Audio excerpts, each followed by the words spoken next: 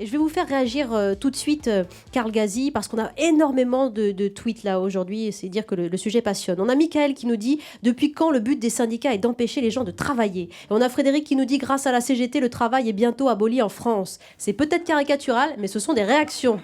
Karl Gazi.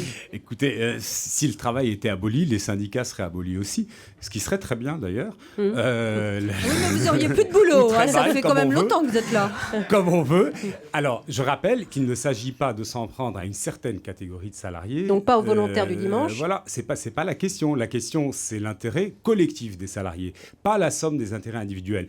Mais vous, donc, à la CGT, vous dites l'intérêt collectif, c'est de ne pas travailler le dimanche. L'intérêt collectif, c'est pas de travailler le dimanche. Pourquoi ? Parce que le travail du dimanche ne crée pas de la richesse, il transfère de la richesse, il ne crée pas d'emplois, il transfère des emplois de chez ceux qui n'ouvrent pas vers chez ceux qui ouvrent, et il crée une contrainte supplémentaire pour des salariés qui, généralement, sont au SMIC, souffrent déjà de la précarité, avec de forts taux de temps partiel et un emploi fortement féminisé. Alors, et si aujourd'hui hein, ils sont volontaires, c'est parce que certains d'entre eux sont majorés.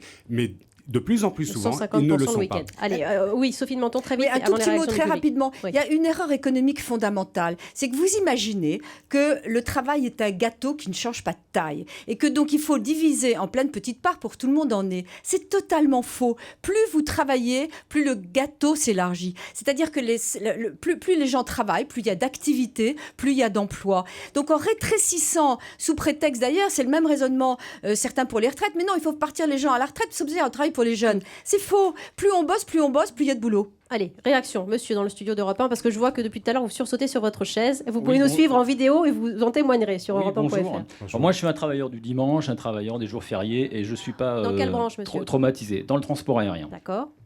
La loi du repos dominical date de 1906.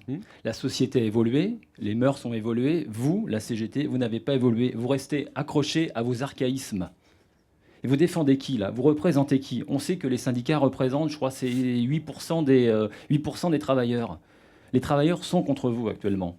Alors, évoluez avec la société. Restez pas accrochés à des idées qui datent de 100 ans. C'est absurde. Parole d'un employé et d'un travailleur du dimanche. Je suis pas le seul. Vous êtes payé plus ? Oui, je suis payé plus. Voilà. Il y avait une question, pardon, ou non, c'est pourquoi est-ce que vous n'évoluez pas ? Je suis d'accord avec la question. Vous n'évoluez pas, pourquoi vous restez accroché à vos archaïsmes ? Il y a d'autres défenses des salariés à mettre en place. Nous ne sommes pas là, Madame de Menton, nous ne sommes pas là, monsieur, pour regarder passer l'évolution de la société comme de simples spectateurs qui ne voudraient pas intervenir sur l'évolution du monde. On a quand même le droit, quand on voit le monde évoluer dans un sens ou l'autre, de dire voilà les évolutions que nous soutenons, voilà celles que nous ne soutenons pas. Si demain, la société française veut travailler 7 jours sur 7, 24 heures sur 24, c'est son droit. Pas toute la société. Attendez, laissez-moi finir. C'est quand même c'est pénible. On y va. La vous société parlez beaucoup française, quand même, oui, d'accord, mais enfin, les arguments ne sont pas aussi simplistes que ça. Si le commerce travaille, on n'imagine pas une seconde que derrière, les transports ne s'intensifient pas, que les crèches restent fermées, que les organismes financiers soient fermés. Je ne dis pas que c'est mal. Ce que je dis, c'est qu'on dit aujourd'hui, c'est commode pour les Français d'aller dans les magasins de dimanche.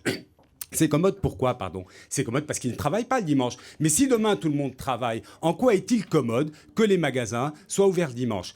Dernière chose, ce que vous me dites, ce que vous nous proposez, d'abord, ce n'est pas exactement ça la réalité. La réalité, c'est que la loi permet le travail le dimanche, là où c'est absolument indispensable, les métiers de journaliste, normal, le service public de l'information, les transports, etc. Ce qui est normal. Ce qui est normal parce que c'est absolument indispensable. C'est justement la contradiction entre deux principes et deux libertés, et c'est un juste équilibre. Alors maintenant, il va falloir définir ce qui est utile et indispensable. Je suis désolée, c'est un débat bien moins simple que celui que vous proposez.